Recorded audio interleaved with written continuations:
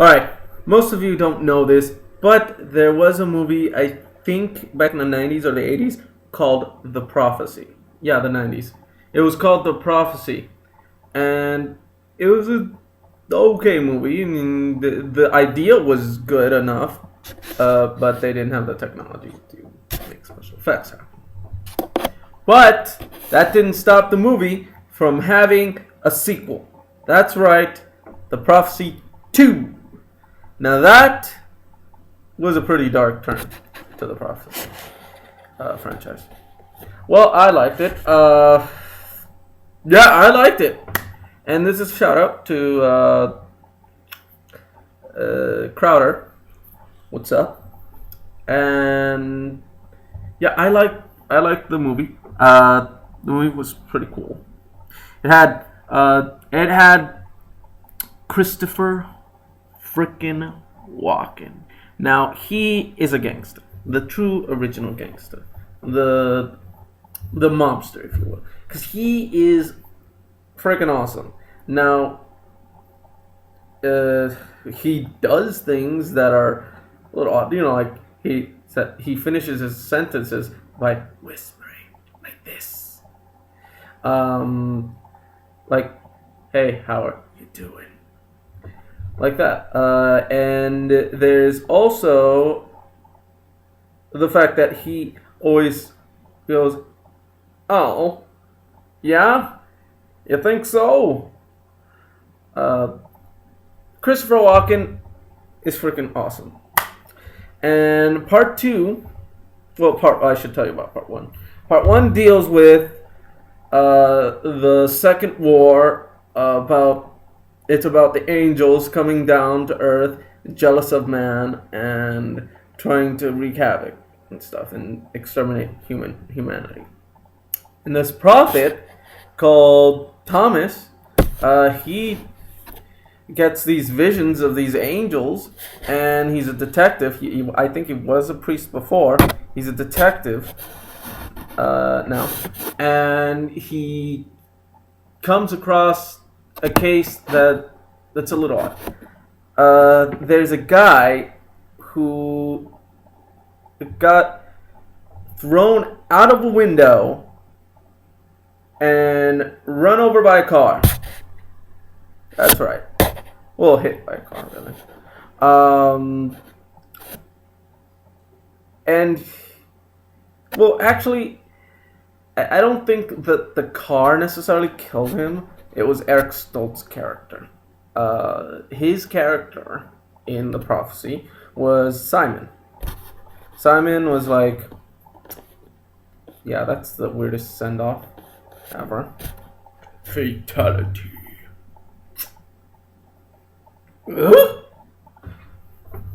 Yeah, so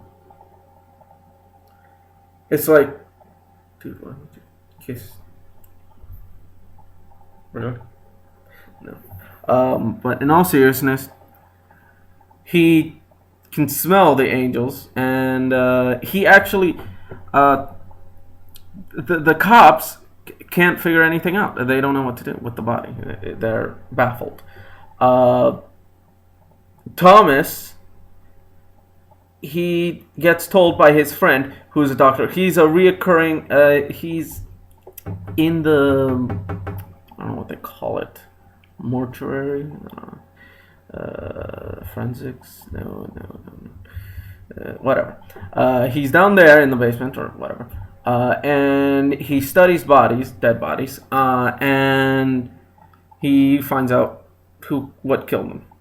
I, for some reason, forgot the name. So what are you gonna do? Sue me. So, yeah. So he finds out that the doctor does that the thing has both male and female organs. Hermaphroditical. And it wasn't born. It was made.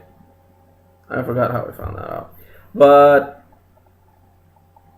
that leads them through The Doctor, he has a minor role.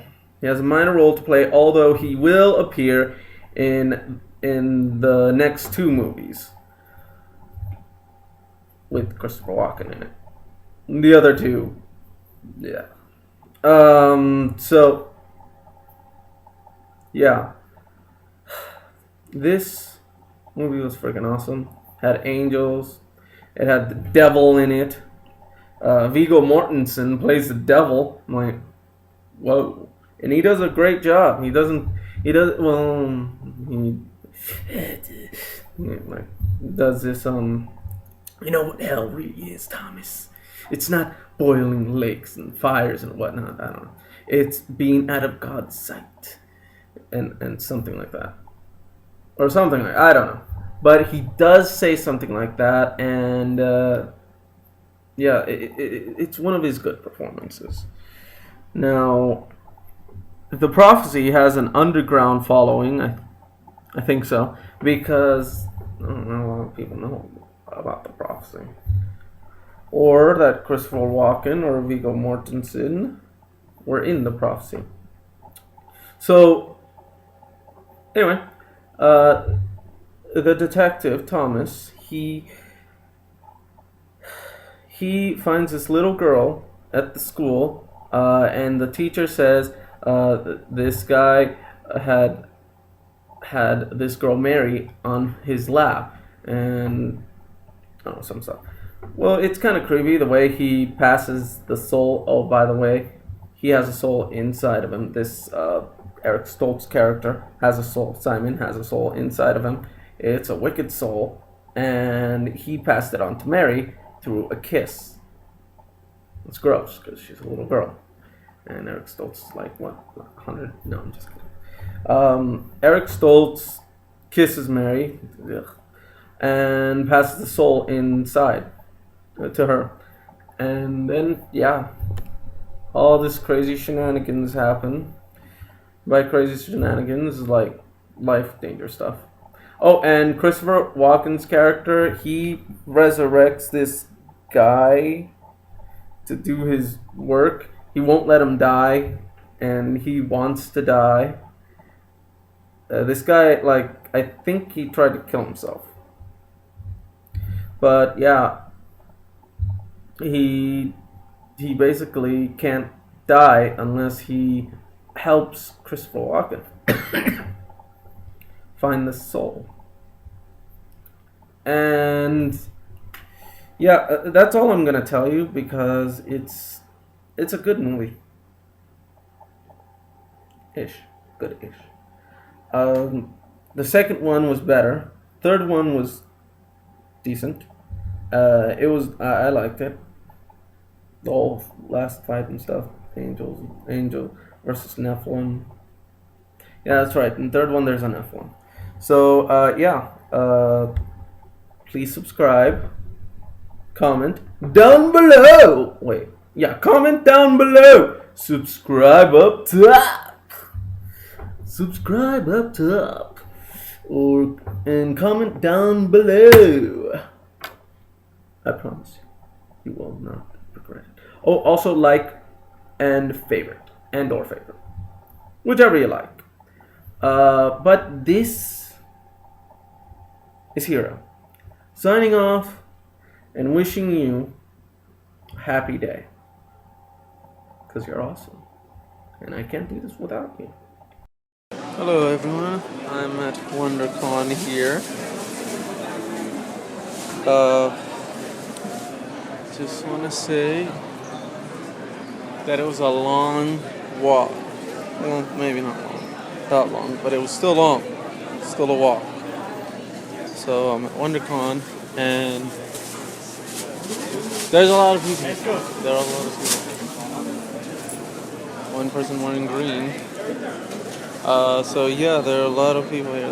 There's a volleyball tournament or something, I don't know, but just got here, and I will keep you updated on what I see and what I find. So stay healthy. I just want to talk to you about The Incredible Hulk. Now that this movie had Liv Tyler and 2 stars. Liv Tyler and Norton. I forget it. Edward Norton. That's right. Edward Norton. You have to forgive me. I like females a lot better than I like male actors. Female actors that actresses that is. Now I love this movie. This movie was really cool. Uh, I didn't think it was as good as Iron Man, but it definitely delivered some action. I wanted the Hulk to. I didn't like. First of all, I didn't like Ang Lee's Hulk. Let's uh, let's get that straight, because that was a piece of garbage. That was disgusting. I cannot believe what they did to the Hulk. So yeah, I actually enjoyed that movie. That movie to me was something to be proud of.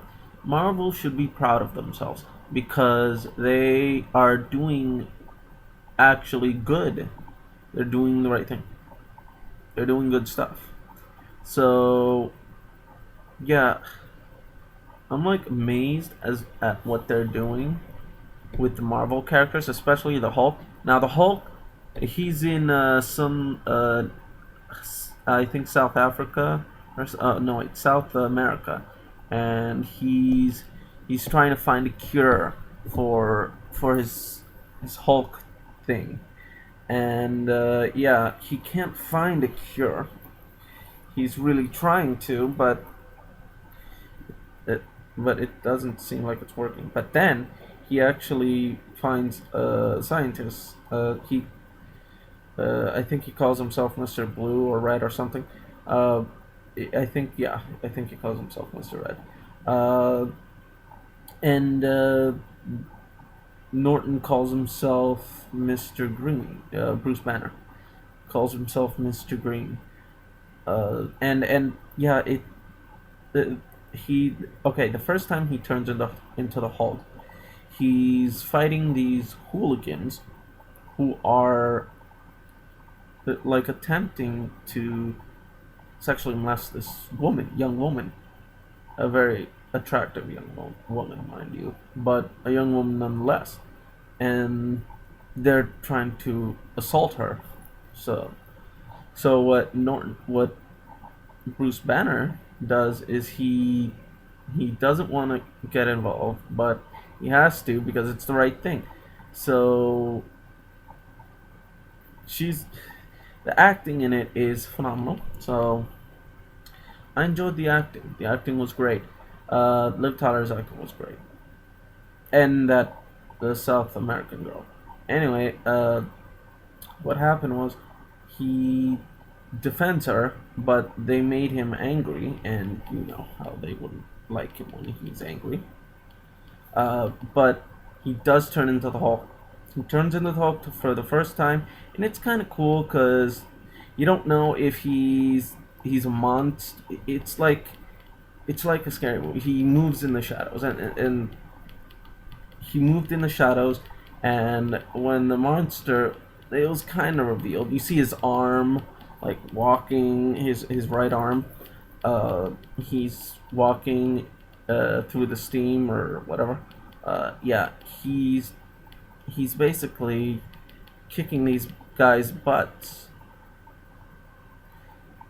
kicking these creeps' buttocks, and yeah, he saves the girl, uh, but he's also being tracked by the military, and he has to find a way to dodge the military. He's running, and then he finds a university. Sees he actually sees his girlfriend, and there's one battle in the library that I enjoyed. Uh, the army is like right there on in front of the campus. I mean, in the campus, in front of the school, and then Liv Tyler comes up and says, "Dad, stop!" or something. And yeah, you just see Liv Tyler and her father, the Major, or whatever his name is. They interact very well, and you can see that they have some history.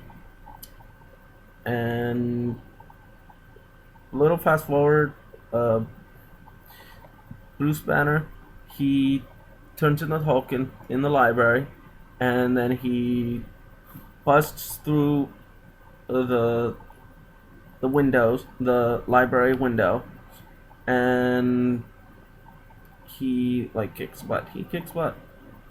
And then fast forward to the end. What happened is this guy, Walty or something, I don't know. I know him as the Abomination. He actually takes a serum and gets turned into an Abomination.